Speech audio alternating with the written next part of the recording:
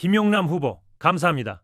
덕분에 민주당 내부의 뉴 이재명 이용 세력들, 리박 이현주 강사와 엮여있는 실제 세력들이 누구인지 덕분에 명확하게 알게 됐다고 봅니다. 얼마 전 봉지욱 기자가 오세훈 캠프 리박스쿨 댓글 조작 관련한 내용을 다뤘죠. 뉴스타파의 보도 내용인데 유시민 작가의 분석과 이어서 들으면 소름이 돋습니다. 영상으로 함께 보겠습니다. 그거를 잘 설득하는 것도 굉장히 중요하지 않습니까? 그렇죠. 근데 지금 설득은 잘 안 되는 것 같아 보니까. 설득 안 돼요. 안 돼요? 예, 굉장히 지금 양상이 폭력적이고 제가 이제 하나 단서를 달겠는데 이번 이제 오늘 저게 시작됐습니다. 사전 투표가. 그렇습니다. 그러니까 지금 내란청산 정치연합을 유지를 해야 돼요. 지금. 그래서 유력한 후보는 다 지금 민주당 후보들이에요. 광역 단체장 포함해가지고 웬만한 시군구 단체장 후보들은 다른 당 후보들이 될 때가 호남 빼고는 없습니다. 호남의 일부 지역에서 조국혁신당 후보들이 뭐 경합하고 있다 그러고 나머지를 제외하면 거기를 제외하면 나머지는 지역구 후보는 민주당 후보밖에 없어요. 사실상 99.99%. 거기를 투표를 해줘야 돼요. 그렇죠. 네, 거기를 투표를 해서 그 지난 대선의 지금 연장전이거든요. 이게 2라운드예요. 지금 지난번 네. 대선의 1라운드 내란청산. 지금 지방선거가 2라운드고 2년 후에 3라운드 총선이 또 있습니다. 그러니까 1라운드 연합을 2라운드에서 유지해야 돼요. 강화할 수 있으면 강화하고. 그렇게 해서 표를 다 찍어줘야 됩니다. 나와서 투표해야 되고 민주당 후보에게 표를 찍어서 국힘 후보를 떨어뜨려야 돼요. 이게 지금 내란청산 2라운드이기 때문에. 그렇죠. 그런데 민주당에서는 그것만 하라는 거야 지금. 유권자들 보고. 누구를 내든 어떤 함량미달 후보를 내든 어떤 문제 있는 후보를 내든 우리가 후보 냈으면 잔소리 하지 말고 이 국짐 제로의 대의에 동참하는 자라면 다 우리 후보를 찍어줘야 돼. 너네 당원들 중에서 딴 당 후보 지지하면 징계할 거야. 이런 식의 폭력적인 은사를 당 조직에서 막 내고 있습니다. 이거 저는 적신호라고 봐요. 그래서 유권자들은 구분해야 됩니다. 지금 옛날 같으면 화나서 나 탈당해. 절대 탈당하면 안 되고요. 어느 당이든. 그 당에 몸담고 있으면서 그거는 나중에 바로 잡으면 돼요. 선거는 이 내란청산 선거연합의 승리를 담보할 수 있도록 최대한 투표를 하시고. 그죠? 그 다음에 평택을해서 누가 되냐. 무슨 상관이 있어요 솔직히. 아니 여야 구도가 변하기를 합니까? 뭐가 바뀌어요? 입법권과 관련해서는 이번 지금 보궐선거 열 몇 개 있는 지역이 어떤 결과가 나더라도 국회의 입법권 행사에는 아무 영향이 없어요. 네. 그래서 이거를 의식하는 사람들이 그 뒤를 생각할 때 다시 국회에서 검찰개혁을 완수하고 그다음에 3라운드 2년 후에 총선 때 또 연대연합을 만들어내는 그다음 또 대선까지 가는 이걸 내다보는 당원들이나 지지자들은 이걸 걱정해서 지금 평택에서 고민하는 거거든요. 자기가 민주당 평소 지지자고 당원임에도 불구하고 정말 민주당 후보를 찍어야 돼. 이 고민하는 마음을 알아주고 그분들에게 우리도 그런 고민을 하고 있다고 얘기를 하고 그럼에도 불구하고 우리 당 후보니까 찍어달라고 부탁하는 거는 가능해요. 근데 니네 안 찍으면 징계할 거야. 이런 태도는 저는 민주당 계열의 정당에서는 처음 봤어요. 그건 제가 알기로는 걷어들인 것으로 알고 있어요. 처음에 그 경기도당이 네, 그런 네. 식으로 성명서를 냈는데 그건 제가 보기엔 폭력계이거든요. 알겠습니다. 제가 그러면 약간 좀 폭력적인데 논의를 조금 그러면 좁혀가지고 요 우리 강성필 네. 부대변인님한테 한번 좀 질문을 하겠습니다. 그 민주당 정치인 중에서도 이런 얘기를 하는 사람이 있어서 네. 제가 한번 이 세계관이 제가 정리가 안 돼서 한번 좀 여쭤보는 건데 평택을 김용남 후보가 민주당 후보니까 그렇죠. 김용남을 우리가 반드시 당선시켜야 된다. 네. 그건 이상할 게 없어요. 그럼요. 그런데 같은 사람입니다. 네. 그런데 전북도지사는 무소속 김관영 후보가 되면 안 될 거 아니에요. 이 논리라면. 그렇죠. 근데 이거에 대해서는 또 굉장히 반대하는 듯한 발언을 하거든요. 그러니까 김관영에 대해서 뭔가 좀 기우는 듯한 발언을 한단 말이에요. 이게 안 맞잖아, 두 가지가. 그렇게 말하는 사람은 안 맞죠. 하지만 저처럼 평택에서도 우리 김용남 후보가 당선되어야 한다. 그리고 전북에서도 이원택 민주당 후보가 당선돼야 한다. 그거 굉장히 일관성 있잖아. 저는 뭐 그러니까 그 논리의 정합성이 있잖아요. 네. 근데 제가 말씀드린 이거를 어떻게 설명할 것이냐. 그러니까 제가 이걸 뭐 비난하자는 게 아니라 진짜 궁금해서 여쭤보는 거예요. 그런데 이 평택에서의 우리 민주당 후보에 대한 결함 그리고 전북에서의 우리 후보에 대한 결함 혹은 그 후보를 선정하는 과정에 있어서의 미숙함 이것은 지도부가 나중에 책임을 져야죠. 하지만 지도부가 이미 그걸 결정을 했는데 결정하기 전에는 내부적으로도 말이 많았습니다. 이게 맞나? 이 사람이 맞나? 하지만 지도부가 당대표가 결정을 해버렸으면 뭐 다른 당원과 지지자들은 다른 얘기를 할 수는 있겠지만 최소한도로 당직자 혹은 민주당의 명함을 달고 방송에 나가는 사람들은 그렇지. 거기에 대해서 반대되는 말을 한다는 것은 그렇죠. 좀 당직 내려놔야죠. 부 대표님부터 책임지셔야 되겠네. 부 네. 대표님부터. 네, 뭐 어쩔 수 없는 거죠. 당직 그러면. 내려놓고 당직 내려놓고 아니 그 말씀 당직 내려놓고 해야 되는 거 아니에요? 네, 아닙니다. 저는 그러니까 일관성을 말하는 정파적인 건 좋은데 네. 정파적일 수 있죠. 당연히 모든 정치인들은 정파적이니까 정파적일 수 있어요. 그런데 이 우리 같은 사람은 지금 정파적이지 않단 말이에요. 네. 정파가 없어요. 범민주 진보 진영이 건강하게 성장하게 바라는 뿐이에요. 그런 관점에서 얘기를 하는 때 예를 들자면 이 문제에 관해서 자 저는 대부업이나 또는 사채업자가 우리 공동체 구성원이라는 걸 인정합니다. 첫 번째. 그러니까 우리 공동체 구성원일 수 있다고 인정해요. 그런 의심을 받거나 그런 내 가족 중에 할 수 있다고 생각해요. 아니, 대법 자체는 불법이 아니고. 아니 제 가족을 할 수 있다고 생각해요. 예. 그런데 그 사람을 우리의 대표로 내세운 상징적 대표로 내세운 것에 대해서는 불편하게 생각할 수 있어요. 즉 그 문제를 제기할 때 당이 어떤 태도를 취해야 되냐 문제예요. 그렇지. 그걸 물어보는데 우리 그걸 엉뚱한 식으로 전략적으로 말할 게 아니고 이 문제에 대해서 상의해 보자는 거예요. 당원들은. 그런데 그러면 너희는 반대편이 되니까 응징하겠다? 이거 굉장히 잘못된 거죠. 우리 아까 말했잖아요. 다양성을 어떻게 수용할 것인가. 그럼 정당 내부에서 다양성의 범위까지가 어디까지인가. 저는 정당 원이 된다는 거 김영남 전 의원이 후보가 더불어민주당의 구성원이 되는 것에는 아무 문제가 없다고 생각해요. 그리고 선출직에 나가는 것도 아무 문제 없는데 그걸 당에서 알고 뽑았나요? 알고 그 사람 선출했나요? 몰랐죠. 몰랐겠죠. 몰랐으면 몰랐는데 네. 우리 알게 됐어 지금. 네. 그럼 그거 어떻게 할 것이냐 이게. 그 문제에 대해서 논의해 보자는 거잖아요. 그러니까 당의 사무총장이 소명이 다 됐다 이런 식으로 말을 하는 거는 제가 그거는 정말 당원 주권에 대한 그렇죠. 도전이고요. 그렇죠. 아니, 제가 근데 사실 국민을 무시하는 거야. 그러니까 제가 그럴 때 좀 힘들거든요, 저는. 근데 이게 워낙 이제 조불수 프레임이 강하게 걸려 있다 보니까 제가 이게 말하는 게 굉장히 조심스러워요. 근데 저는 그런 거에 대해서 그러니까 뭐냐면 하루 종일 조국 후보를 비판하는 거 저는 너무 가능하다고 봐요. 그러니까 민주당 입장에서는 너무 자연스럽고 너무 당연하죠. 그런데 그리고 김용남 후보를 지지하고 응원하는 거 너무 자연스럽고 당연하다고 봐요. 그런데 구체적 사안 이거는 전혀 설득력 없는 논리로 사람을 무시하듯 마치 그거를 의심하는 사람을 비판하는 사람이 틀린 것처럼 자꾸만 얘기하니까 돌아버리는 거예요, 저는. 근데 제가 좀 궁금한 점이 예. 자, 그럼 김용남 후보가 허점이 있다는 것을 우리 지도부는 모르고 공천을 했습니다. 근데 선거하는 과정 속에서 허점이 있다는 게 드러났습니다. 근데 그게 사실 지금 정말 진실인지 아닌지는 사실 지금 네. 당장은 알 수가 의혹단계죠, 없어요. 자, 의혹단계. 그러면 지도부는 네. 거기에 대해서 검증을 했을까요, 안 했을까요?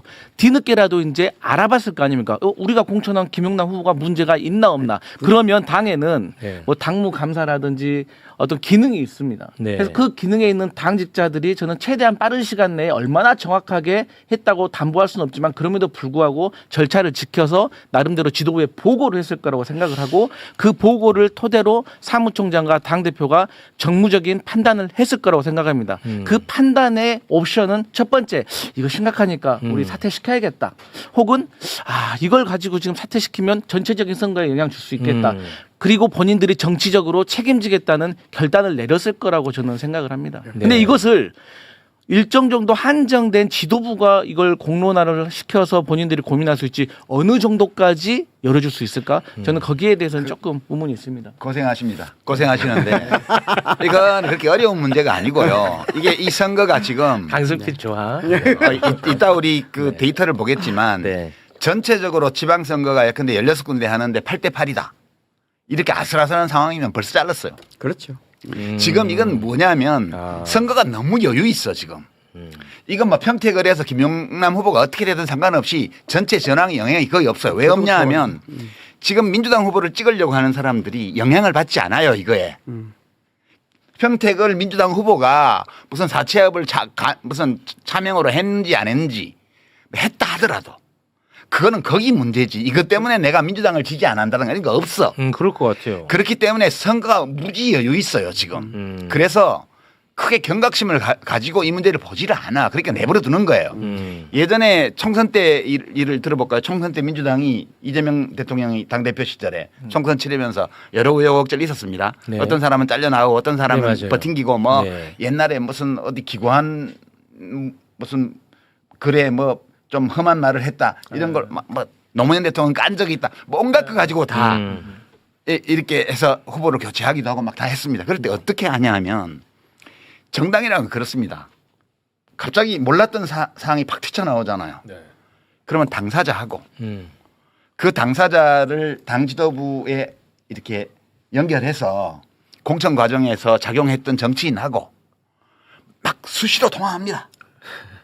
그리고 당사자를 불러갖고 사실이 뭔지를 물어본 다음에 어떻게 했으면 좋겠냐 물어봐요. 그럼 당사자가 보통은 저는 이거 억울한데 근데 지금 선거 임박해 있기 때문에 이거를 사실관계를 다투기 시작하면 당 전체가 계속 공격받을 것 같습니다. 그 제가 여기서 자진 사퇴하는 걸로 하시죠.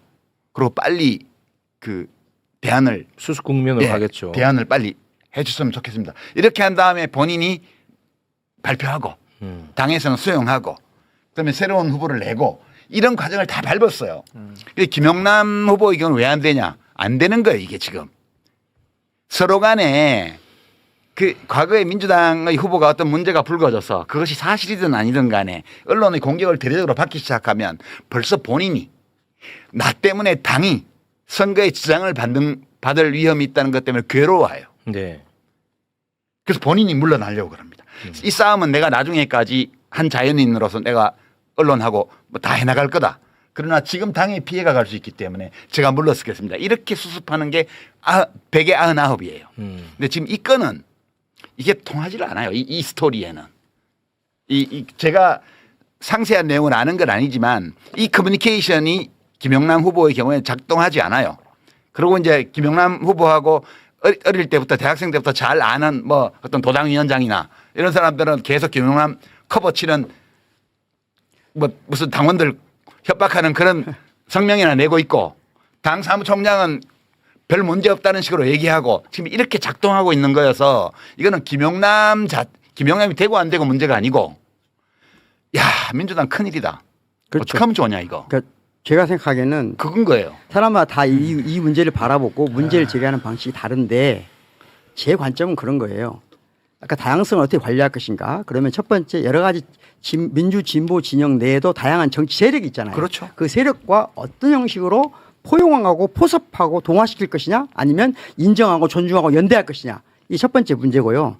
두 번째 문제는 뭐냐면 내부로 들어온 사람들을 어떻게 관리할 것이냐 문제거든요. 그러면 김용남 후보의 경우 우리 민주당의 당원이고 민주당이 활동하는 건 오케이. 그런데 선출적으로 내세울 정도의 앞으로 이런 후보를 알게 됐을 때 우리가 선출적으로 내세우는 것이 민주당이라고 하는 정체성 맞냐라고 하는 것을 당원이 그런 심각한 문제의식을 제기하는 건 너무 자연스러운 거 아니에요? 자, 그럼 여기서 제 질문 하나 드릴게요. 만약에 평택을에 김용남 후보가 출마했어요. 그런데 조국혁신당에 조국 후보가 안 나왔어.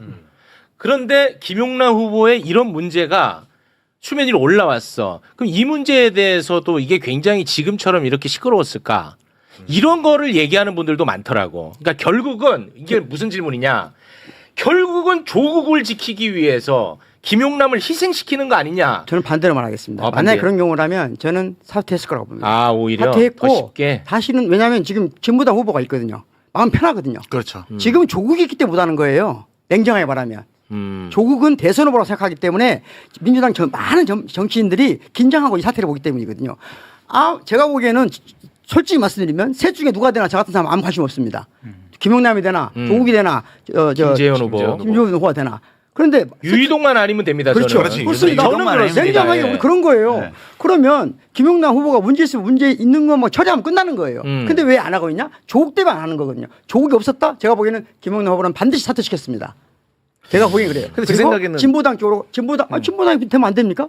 예를 들자면 당시에 안 될 네. 거 없지. 안될거 없죠. 지난번에 총선 때는 세종시에서 민주당 후보 그 그렇죠. 재산 신고 잘못했다고 해서 바로 날려버리고 김종민 무소속 그렇잖아요. 후보한테 다 해서 당선시켰잖아. 네. 그렇게 하면 되는 거지. 네, 우리 아니 근데 부대변인. 전 두 분 말씀 들으니까 그나마 다행이고 희망은 보이네요. 뭐야? 아니 그러니까 뭐 사실 유이동만 아니고 누가 돼도 그럼. 상관없다라고 하면 이건 얼마나 평화로운 일입니까? 그렇죠. 맞아요. 나는 그렇게 우리가 생각한다니까. 우리 아니, 정말 다르니까. 다행인 것 같아요. 맞아. 네, 그러니까 더 이상 뭐 이걸 인상 쓰고 얘기할 필요도 없는 건데 다만 민주당 안에 많은 당원들과 지지자들은 이 이제 조국 후보께서 처음에 출마를 하셔가지고 이제 김용남 후보에 대해서 네. 많이 우리가 소위 쉽게 말하는 네거티브로 이제 공격을 하는 거 아니냐. 그러니까 본인께서 계속 주장을 하셨고 우리도 민주당도 공감하고 있는 국힘 제로를 하셔야 되고 그 선봉에 섰었고 지난 총선에서 우리와 함께 잘해가지고 세빙선을 잘 하셨던 분이 갑자기 이 김용남 후보를 차라리 정책적인 우위로 능력 면에서 압도를 해주면 되는데 그러면 모든 당원과 지지자들 편한데 이게 자꾸 네거티브로 흐르니까 이게 결론 이 과정 속에서 일부 당원과 지지자들이 막 다른 오해 이상한 감정이 생겨버린 거예요. 그러다 보니까 이 지도부도 이 돌발 변수라고 일종으로 쉽게 표현하면 이 문제에 대해서 오해받을 수도 있다는. 그러니까 그들도 유이동만 아니면 되는데 갑자기 여기서 김용남의 작든 크든 어떤 하자를 가지고 내려버리면 이거 다른 생각하는 거 아니야라는 오해가 있고 그 지도부도 정치를 해야 되고 미래를 생각하는 사람들이니까 또 다 자기들 자기의 정무적인 판단을 하는 겁니다. 네네. 그렇기 때문에 저는 그 부분이 매우 아쉬웠다. 저는 그런 생각해요. 부대변인 훌륭합니다. 민주당 안에서 조국이라는 사람이 후보로 안 나왔으면 사실은 김용남이 아니고 다른 사람이 나왔을 거예요. 그렇죠. 이게 너무나 뻔한 거거든요. 조국 때문에 김용남이 나온 거예요. 아, 그렇게 또 연결됩니까? 네, 그렇죠. 이게 지금 뭐야? 아니 우리가 지금 이 공론의 영역에서 솔직하게 얘기를 해야 되는데 그렇죠. 지금 네네. 가면무도회를 하는 거야. 이게 평택을에 대한 정치 비평은 비평가들이 거의 대부분이 다 종편이나 유튜브에 나와서 가면무도회를 하고 있어요. 정확하게 얘기하자고요. 조국이 아니고 다른 후보가 예컨대 그 조국 혁신당에서 여기는 당신들 귀책 사유 있는 데니까 우리 당에서 누구 후보 낼게 이렇게 해서 냈다고 쳐요. 네네. 그럼 민주당 양보했을 수도 있어요. 양보할 수도 있고 그리고 이왕 후보가 나왔을 수도 있고. 생각해봐요. 아니 거기 국힘 제로라는 대의를 위해서는 그러면 조국 후보가 이렇게 했으면 좋겠다 그런 얘기 하잖아요. 제일 좋은 방법은 민주당이 공천을 안 했으면 돼요. 거기에. 민주당이 단 한 개라도 이번 지방선거에서 자기 몫을 내놓은 데가 있어요? 없죠. 한 군데도 없습니다. 그러니까 내가 조국 씨한테도 처음에 조국 혁신당 만들 때부터 이걸 경고를 했어요. 나한테 자문하러 왔을 때 민주당 무서운 정당이다.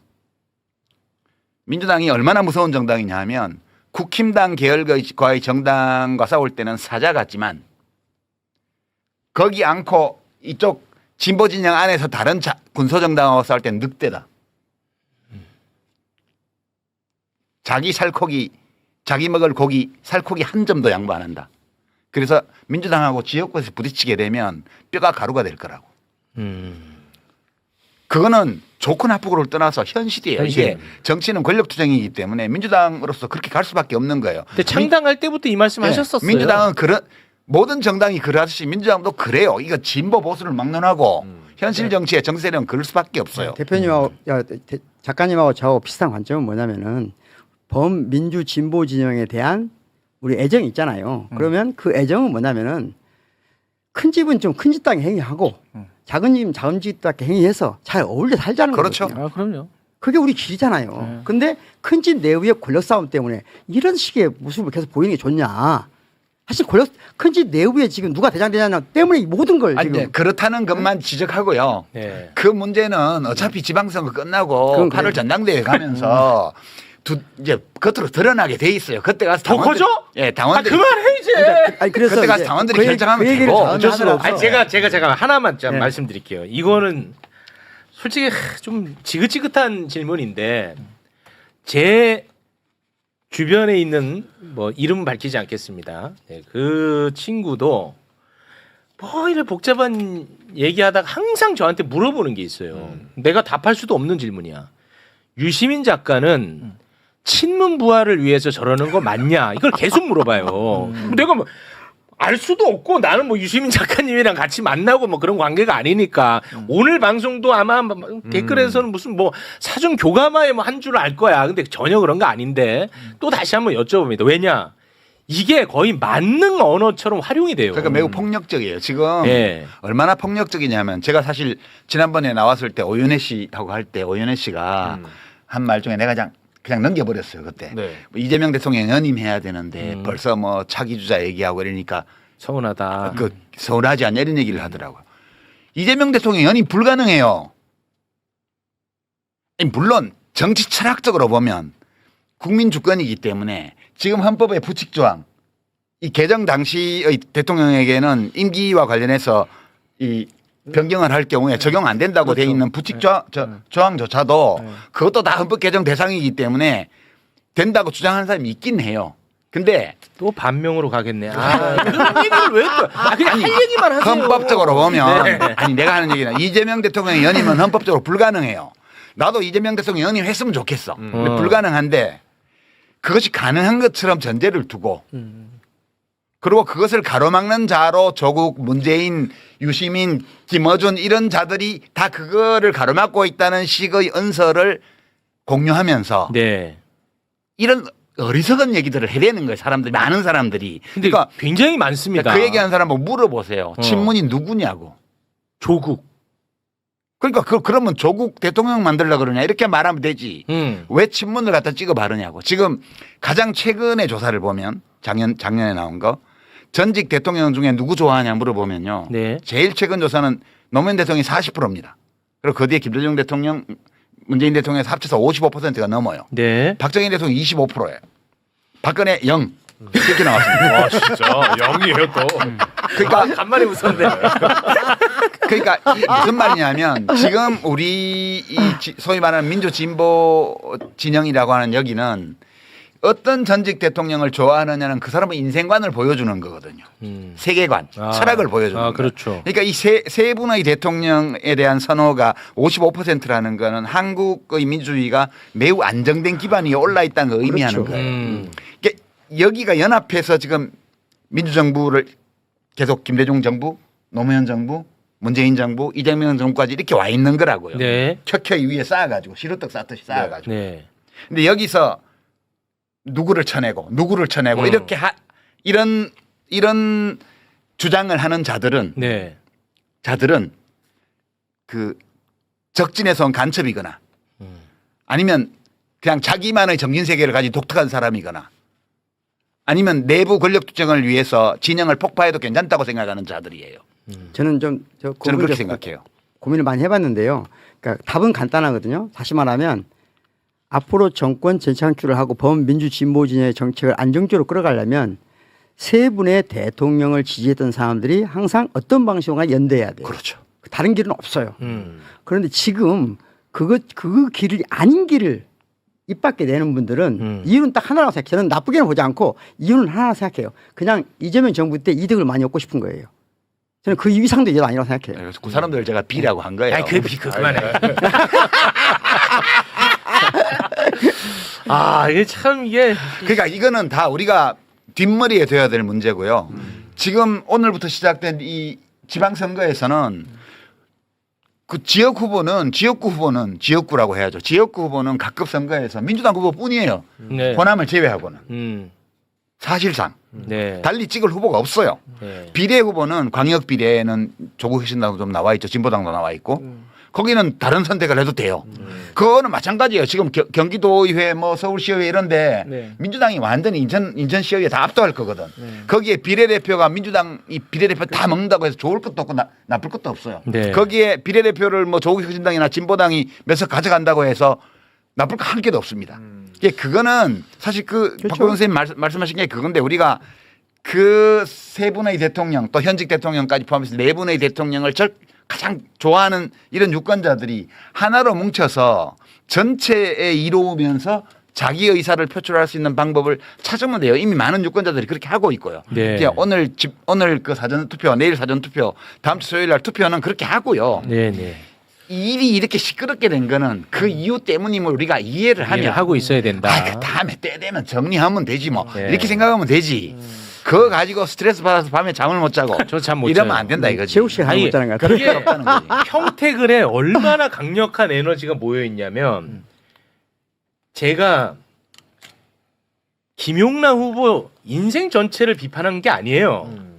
이번 해명이 너무 이거는 우리를 좀 무시하는 해명이다. 왜냐하면 지금 차명 의혹이야. 그리고 현금이 오고 갔다는 녹취가 나왔어. 그런데 예금 거래 내역서를 올리니까 이거 우스꽝스럽다라는 정도의 비판을 한 겁니다. 근데 그러니까 사람들은 나를 바보로 아나 이렇게 받아들이는 거예요. 제가 그렇게 받아들이는 거예요. 그런데 최욱을 10년 동안 사랑했대. 그런데 김용남을 한번 비판했다고 나에 대한 신뢰를 철회한대. 신경 쓰지 마요 그런 거. 아니 이거 그러면 김용남을 한 20년을 신뢰했던 거야 뭐야? 나는 그러니까 에너지가 너무 강력하게 모여 있다는 거야 여기에. 그렇게 얘기하는- 사랑은 움직이는 거야. 그렇게 얘기하는 사람은요. 최욱 앵커를 10년 동안 사랑한 사람이 아니에요. 아니야 맞아. 그냥 레토릭인 것 같습니다. 아니, 8년 사랑했어요. 나는 사랑했다. 네. 사랑했다고 보고 앞으로 또 사랑할 거라 봅니다. 그러니까 내가 금사빠지 금사빠. 좀 힘들더라고 내가 이게 이거를 참 사랑은 내가- 움직이는 거야. 근데 제가 멍청한 질문 한번 네. 드리고 싶은데요. 제 주변에도 좀 있어요. 아, 있어요? 그러니까 흔히 말해서 이 지금 얘기한 이 민주 진영의 어떤 연합, 연대 요런 거에 부정적인 어떤 시선을 보이는 사람들이 제 주변에도 있는데 네. 저는 좀 그분들하고 생각이 다르긴 합니다만 얘 주장하는 요지를 좀 들어보면 자기네들도 나중에 어찌됐든 지금 일종의 권력 투쟁을 하고 있는 거잖아요. 근데 자기네들이 어떤 민주당의 어떤 당권을 잡으면은 그것이 결국에는 이재명 정부와 이재명 대통령의 성공을 위하는 길이다. 이른바 친문이라든가 또 치면 나. 예. 흔히 말하는 전통 민주당 세력들이 정권을 잡는 것보다는 자기들이 당권을 잡는 게 훨씬 더 이재명 정부의 실용주의 노선 뭐 이런 거를 더 강화하는 그런 계기가 되는 어떤 그런 것이다. 뭐 이런 식의 맞아. 주장을 많이 많아. 하거든요. 예. 그렇다면 주장이 그런 주장은 어떻게 생각하십니까? 꼭 잡으면 돼요. 그렇죠. 잡으라고. 그럴 때 그러니까 주장인데. 예, 정당 민주주의라는 거는 맞아. 내부에 그 경쟁을 다 열어놓은 거잖아요. 그렇죠, 그렇죠. 그러니까 내가 어떤 정치적인 욕구가 있다, 소망이 있다, 신념이 있다 이러면 따로 당을 만들든가 아니면 이미 있는 정당에 들어가서 주도권을 잡든가 원래 그렇게 하는 게 정답이에요. 네네. 그러니까 그렇게 하고 싶은 분들은 그렇게 하면 돼요. 그렇죠. 근데 문제는 그렇게 하지 말라는 게 아니고 어떤 방법으로 그렇게 하냐는 거예요. 이게 반칙, 저열한 방법 이런 걸로 이게 전체를 해치는 방식으로 이걸 하게 되면 그런 의도를 가지고 그런 노력을 했다고 비난하는 게 아니고 그 사람들이 사용한 방식에 문제제기를 하는 거예요. 근데 한 가지는 저열한 방식을 쓴다는 게 문제고요. 두 번째는 뭐냐면은 예를 들면 김대중 대통령 시절에 김대중 대통령의 체제 안에서 권력을 차지했던 사람들이 그 다음 장부에서도 권력을 유지하려고 그래요. 그렇죠. 그것 때문에 왜곡시키는 거거든요. 그것 때문에 김대중 정부를 파괴시켜요. 똑같이 노무현 문재인 정부 시절에도 지금 친문 세력들이 일부 욕으로 먹거나 잘려나간 이유는 그 권력을 이재명 정부 때도 유지하려고 했기 때문에 문제가 된 거예요. 근데 신문 세력은 다 정리가 안 떨려 됐나요? 나갔죠. 다시 말하면 존재하지 않아요. 다시 아니, 말하면 다 떨어져 나갔잖아. 심판 받았잖아. 노무현 못 받아들인 김대중 세력들은 대부분 떨어져 나갔어요. 그렇지. 지금 살아있는 분도 한 분밖에 안 계세요. 그 표현이 정확하겠다. 박지원 대표 빼놓고는 한 분 있어요. 그 표현이 정확하겠다. 나머지 사람들 다 떨려 나갔어요. 똑같이 이재명을 못 받아들인 친문 세력들은 다 제거됐어요. 다 제거됐어요. 그 표현이 없어요. 정확해. 예, 지난 이게 총선을 정확한 통해서 거예요. 다 날아갔어요. 그 표현이 정확한 거 그럼 같아요. 나중에 똑같거든요. 나중에도 누군가 데리고 오는 거 오겠죠. 그럼 또 같이 뭉쳐야 되잖아요. 그렇지. 근데 그걸 못 받으면 어떻게 되겠어요. 그렇게 되는 거예요. 그럼 또 이제 그 정리가 그래서 되겠죠. 저는 네 분의 대통령을 제발 좀 갈라서게 하지 말자. 그게 정서적으로 상처를 주냐. 네. 좋지 않은 방법이다. 근데 이게 왜 설득이 안 될까? 참. 안 되죠, 당연히. 적당히 하랍니다, 저보고. 역겹대요, 제가. 역겹대. 설득이 된다고 왜 안 되지라고 생각하면 자기가 괴로운 거야. 너무 원래 괴로워요. 설득이 안 돼요. 그렇지. 안 안 돼요? 되는 게 정상이야. 정상이에요? 그러니까 설득은 안 되지만 그래도 그 어떤 사안 문제에 대해서 거기에 관련돼 있는 의미 있는 정보, 그 정보에 대한 의미 일리 있는 해석 이런 것들을 우리들 각자 그냥 얘기하는 거예요. 그렇죠. 얘기해서 그 중에 누군가가 네. 그 듣고 보니 그게 맞는 것 같아서 입장을 바꾸면 바꾸는 거고 네. 안 바꾸면 안 바꾸는 거예요. 왜 남의 인생에 대해서 세계관에 대해서 왜 고통을 받아? 아니, 그러니까. 그거 최욱 씨 문제가 아니잖아. 이게 제가 뭐 아주 큰 담론에 대한 설득을 얘기하는 게 아니고, 그러니까 좀 아주 유치한 얘기 할게요. 그게 아니고 뭐냐면 저는 이제 조블쇼로 프레이밍이 되어 있는데 굳이 따지면 저는 김용남 후보랑 더 가깝지 않겠어요? 물론 가깝지도 않아요. 매번 쇼를 오랫동안 함께 해왔고. 그 조국보다 김용남이 훨씬 많이 출연했지 않나? 비교도 안 되죠. 아니 조국 후보는요. 다시 한번 말씀드리지만 이게 2번 출연했는데 석방 이후에는 한 번도 매불쇼에 나온 적이 없어요. 석방 이후에. 근데 이상하다. 내가 매불쇼 나와가지고 우리 이재명 대통령 출연분 빼고는 내가 출연한 수요 난장판이 1등부터 한 10몇 등까지 다 하고 있잖아. 다 전부예요. 근데 왜 유불쇼라고는 안 그래? 아 그러네. 단 한 번도 그거 못 들어본 것 같은데. 그건 좀 아주 일리 있는 서운하셨구나. 지적이에요. 조불쇼에 포함된 거 아니에요? 조불쇼에 포함돼. 그러네요. 예. 아니 그리고 여러분이 만약에 저라면 자 여러분이 접니다. 체육은 뭐 보면은 평론가들이 체육은 어차피 돈밖에 모르니까 돈에 쫓아갈 거다. 얘는 조회수의 노예니까 조회수 쫓아갈 거다. 유시민은 책 팔아먹으려고 나오는 거다. 그거는 진짜 제가 정말 너무 화나는 네. 얘기고. 이제 그런단 말이에요. 그러면 여러분이 저라면 그 소수 정당이 뭐라고 조국 후보를 지지하겠습니까? 여러분이 저라면 할 이유가 없는 거예요. 저의 사적 욕망에 따라서도. 그리고 실제로 저는 뭐 조국 후보에 대해서 뭐 옹호하거나 지지하거나 그런 걸 표명한 적도 없고. 저는 예를 들면 이번 광주에 지방선거 할 때 저는 개인적으로 진보당을 지지할 생각이거든요. 그럼 저는 왜 엄청나게 욕해야 되잖아 사람들이. 이거 안 해요. 진보당 할 수 있죠. 아니 그러니까 이렇게 생각한단 말이에요. 근데 조국 딱 찍은다고 그러면 아마 난리 날 거예요. 그건 큰일 납니다. 네. 왜 그럴까 사람들이. 이것은 쉽게 말하면 너무 예민할 정도로 예민해요? 권력 투쟁하고 있는 거예요. 또 녹음할 때 미묘한 차이가 좀 있잖아요. 그러니까 반론이 굉장히 늦게 온 겁니다. 늦게 와서 반론이 오자마자 보도를 한 것 같은데 지금 이거 되게 어떻게 보면 심각한 거죠. 지금 이것도 있지만 지금 장인수 기자 방송하고 있던데 GTX 철근 누락 사건 있고 서소문 고가차도 뭐 사건도 있고 또 다른 데서 계속 사고가 나고 있는데 지금 서울 시민의 안전에 대해서 과연 오세훈 시장에게 맡길 수 있느냐 이런 비판의 목소리도 있지만 지금 오늘 뉴스타파가 보도한 것은 이거는 직접적으로 공직선거법 위반 의혹이기 때문에 굉장히 중요합니다. 중요한데도 불구하고 뉴스타파가 해서 메이저 언론들이 내일 받을지 안 받을지 모르겠습니다. 그런데 혹시 오늘 지금 보니까 서울시장 후보자 토론회가 진행이 되고 있던데요. 여기서 뭐 모르겠습니다. 뭐 정원호 후보나 다른 후보들이 요거를 좀 문제를 제기를 할 수도 있겠다라는 생각은 듭니다. 네, 지금 뭐 권영국 정의당 후보도 있고 뭐 좀 방송을 하고 있네요. 지금 내일부터 지방 저거잖아요. 사전선거가 내일 오전부터 이제 시작이 되잖아요. 이틀간 시작이 되는데 사전선거가 좋죠. 저도 사전선거를 많이 하는 편인데 사전선거하고 선거 당일에는 또 휴일이고 하니까 편하게 휴일 맞죠? 네, 6.3 지방선거 휴일이니까 가급적인 사전선거를 많이 하시면 좋은데 저는 이제 20대 대선 때 20대 대선 2022년 3월 9일 대선 때 그때 대통령 선거 중에 역대 최고의 사전선거 투표율이 있었는데 그때 이재명 대통령이 0.73%로 나중에 뒤집혔잖아요. 이게 아마 새벽 1시인가 뒤집혔던 것 같은데 사전선거 그러니까 윤석열은 부정선거론자잖아요. 부정선거론자고 사전투표하면 안 된다. 사전투표하면 선관위가 조작한다라고 하는데 앞뒤가 안 맞는 말이죠. 본인이 당선됐을 때 사전투표율이 가장 높았는데 지금도 이렇게 이런 그러니까 이런 좀 뭐랄까 극우 매체들, 극우 유튜브를 보시는 분들은 사전 선거를 하면 안 된다는 말씀을 하신대요. 근데 요즘에 제가 최근에 재미있는 말을 들었는데 대장동 사건의 주범 중 한 명인 유동규 본부장이 부정선거에 완전 심취해가지고요.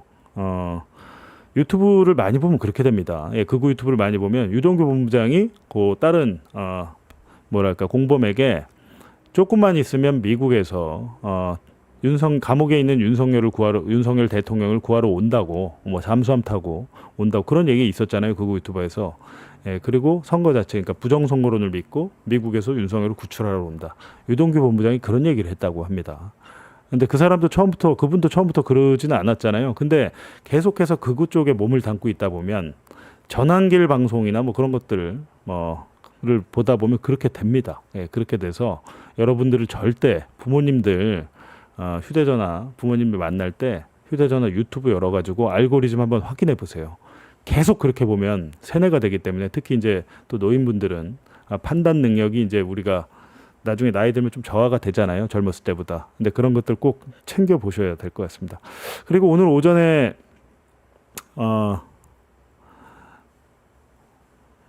오전에 뉴스공장 나가서 오늘 그 은현장 씨를 오늘 처음 봤습니다. 은현장 씨를 처음 봤는데 저는 전에 그 김세희에 대해서는 뭐 조금 알고는 있었어요. 이 사람 김세희라는 사람이 어떤 짓을 했고 어떤 걸 조작했고 원래 어떤 사람인지 알고 있었고 좀 들은 얘기도 많았는데 오늘 은현장 씨 아침에 뉴스공장에 나가서 퍼니포를 같이 나갔는데 내일 오늘은 이제 지금 그 뉴스공장 후보자들을 계속 초대하기 때문에 시간이 좀 부족해서 본인이 하고 싶은 말을 충분히 못했어요. 그래서 내일 오후 1시에 TBS 매봉쇼 그리고 저희 동시 송출합니다. 봉주육의 오프 더 레코드에서 은현장 씨와 함께 하는데 뭐 아무래도 좀 뭐 똑같은 얘기를 뭐 앵무새처럼 반복할 수는 없으니까 내일은 이명수 기자를 불러서 은현장 씨가 밀키트 사업을 하고 있잖아요. 본인의 밀키트 중에 제일 자신 있는 거 들고 오라고 했습니다. 그래서 내일 TBS 매봉쇼 제 봉주육의 오프 더 레코드에서 동시 송출하는데 은현장과 이명수 기자와 함께 은현장 대표와 함께 먹방을 하면서 많이 힘들었던 것 같아요. 실제로 오늘 얘기하는 거 들어보니까 한강에 뛰어들고 싶었다. 이런 얘기들 하는데 그 사이버 레카들 문제 정말 심각하죠. 이재명 대통령도 그 사이버 레카에 대해서 굉장히 심각하게 생각을 한다는 얘기를 제가 전에 들은 적이 있습니다. 근데 거기에 대해서 윤석열 정권 때 수사를 제대로 하지 않고 뭉개었기 때문에 제가 생각하는 것은 단순히 무슨 김세희 한 명의 문제가 아니다. 제가 오늘 오전에도 그 얘기를 몇 번 했습니다만은 이거는 조직적으로 이루어진 범죄다. 그리고 김세희의 범죄를 수사받지 않게 뒤에서 비호한 세력들. 그러니까 김세희는 행동대장이지만 그 뒤에는 몸통이 있고 헤드가 있다라는 겁니다. 거기에는 정치인도 있을 것이고 경찰도 있을 것이고 검사도 있을 것입니다. 보니까 은현장 씨 얘기 들어보면 김세희가 은현장을 고발한 사건은 신속하게 수사를 하고 심지어는 은현장이 김세희를 고소한 사건은 경찰이 뭐 열심히 해도 검사가 다시 보완 수사를 계속해서 경찰한테 지시하면서 보완 수사를 요구하면서 사건이 계속 뭉개졌다고 하거든요.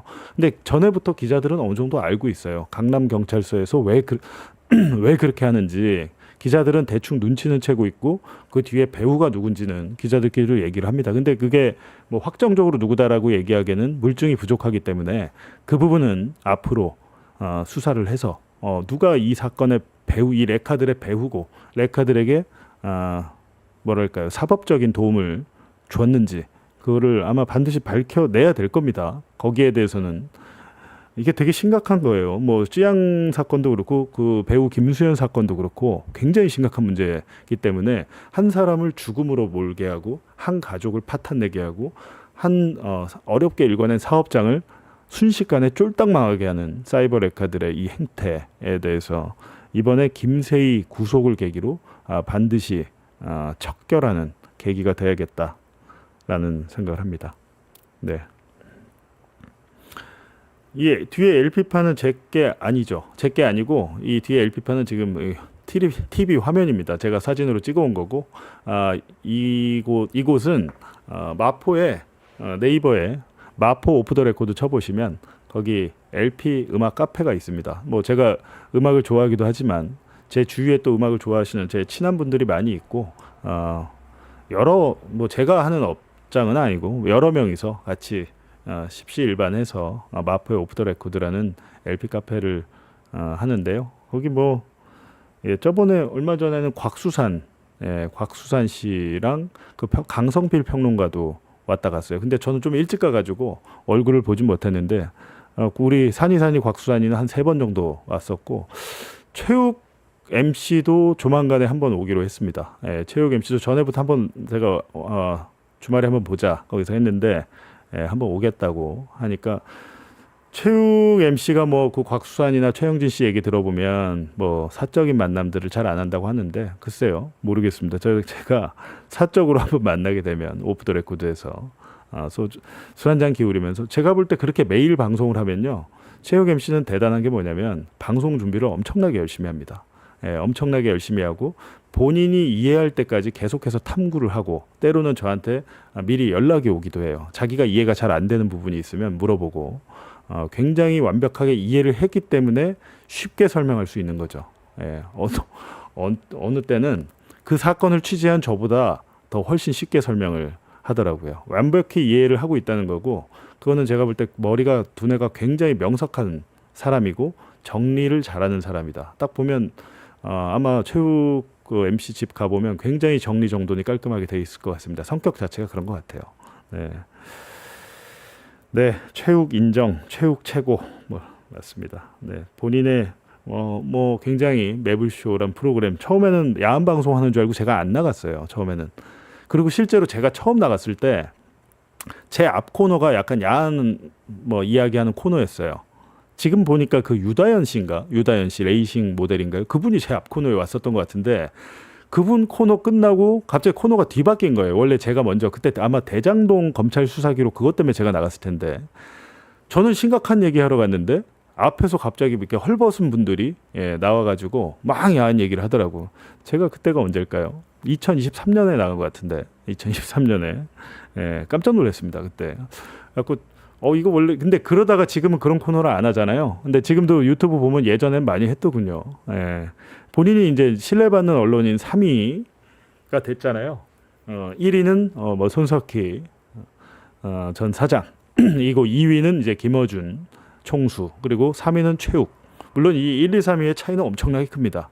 등수만 1, 2, 3위일 뿐이지. 하지만 본인이 이제 신뢰받는 언론인 3위가 되니까 굉장히 신경을 많이 쓰는 것 같습니다. 뭐 이제 야한 방송은 이제 아예 안 하려는 것 같은데 모르겠습니다. 네. 내일 하여튼 오후 12시에는 내일 오후 12시에는 그 방송도 중요하겠네. 내일 오후 12시 점심에요.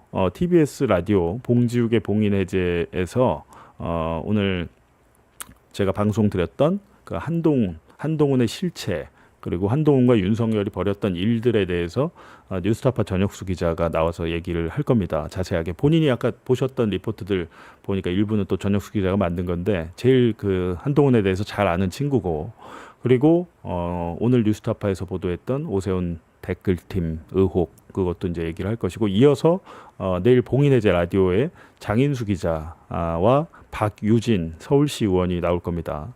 장인수 기자와 그 박유진 의원은 최근에 계속해서 불거지고 있는 이 서울시의 안전 불감 문제, GTX 철근 누락과 지금 뭐 서소문 고가 차도 등 이거에 대해서 도대체 이런 일이 왜 벌어지고 이거를 도대체 어떻게 해야 되는 거냐. 지금 이재명 대통령도 끝까지 추적해서 원인을 찾아서 관련자들을 엄벌하라 이렇게 이야기를 했던데 뭐 당연한 거죠. 당연한 건데 이거에 대해서 조금 더 이제 장인수는 기자는 기자적인 시각에서 오늘 보니까 장인수 기자 그 라이브 하고 있더라고요. 근데 그렇게 장인수 기자의 시각 그리고 서울시의원 박유진 의원의 또 그 내부에 뭐 여러 가지 서울시 자료라든가 이런 게 있을 것 같아요. 그렇게 하고 아마 중간에 정원호 서울시장 후보를 전화 연결로 좀 해서 오늘 TV 토론을 포함해서 여러 가지 최근에 벌어진 일들에 대해서 물어볼 것 같습니다. 지금 아마 서소문 붕괴 사고 이후에 정원호 후보가 어디 출연 안 하고 있잖아요. 지금 다 애도의 기간이고 그런데 아마 내일은 본인이 직접 이 사건에 대한 본인의 생각과 대책을 이야기하는 시간을 내일 TBS 라디오 봉인해제에서 하겠습니다. 그리고 봉인해제 끝나고 1시부터는 장사의 신 은현장 대표와 함께 하겠습니다. 신뢰받는 언론이 4위인가요? 3위 아닌가요? 예. 저도 2024년인가 제가 한 7, 8위 했었는데 신뢰받는 언론이 2023년인가요? 4년인가? 3년 11월인가? 예. 기타 그게 한 1, 2, 3, 4, 5등까지만 뭐 1, 2, 3, 4등까지만 나오고 기타에 한 7, 8등 했던 것 같습니다. 그때. 근데 그때 딱 한 번 들어가고 야 그러면 체육이 4위면 3위가 누굽니까? 기억이 안 나는데. 지금 4위라고 하시는데 유시민 작가가 있구나. 손석희, 유시민, 김어준, 체육. 그러면 오늘 저 은현장 대표도 잘못 알았네. 2위인 줄 알고 김어준, 총수. 예. 근데 이게 참 재밌는 게 1, 2, 3, 4위가요. 손석희, 유시민, 김어준, 체육. 어떻게 보면 다 진행자들입니다. 진행자들. 손석희 사장은 뭐 아나운서로 MBC에 입사해서 한때 이제 기자를 했어요. 취재 기자를 했고 주로 이제 진행을 하는 앵커 역할을 했고 지금 보니까 MBC 라디오 뭐 새롭게 시작한다고 뭐 뉴스가 나왔더라고요. 그리고 유시민 작가 같은 경우도 100분 토론을 진행한 적이 있죠. 이분은 뭐 전직 장관인데다가 말씀을 또 워낙 잘하시고 100분 토론 오래 진행하셨고 김어준 총수 같은 경우에도 이제 뭐 취재 기자는 아니고 체육도 MC도 마찬가지인데 이건 되게 기자들이 반성해야 될 부분입니다. 전현직 취재 기자들이 1, 2, 3, 4등 안에 못 들어간다는 게 5등은 누굽니까? 5등은 현직 기자인가요? 5등이라도 현직 기자가 좀 해야 될 텐데 5등을 아시는 분은 5등은 조현용 그나마 이분도 근데 현직 기자는 맞네요. 그래도 이제 MBC 뉴스 데스크 앵커니까 그래도 우리 5위 조현용 앵커가 현직 기자의 자존심을 지켰습니다. 네. 근데 이게 워낙에 1등하고 2, 3, 4, 5등이 너무 차이가 나고 그래가지고요.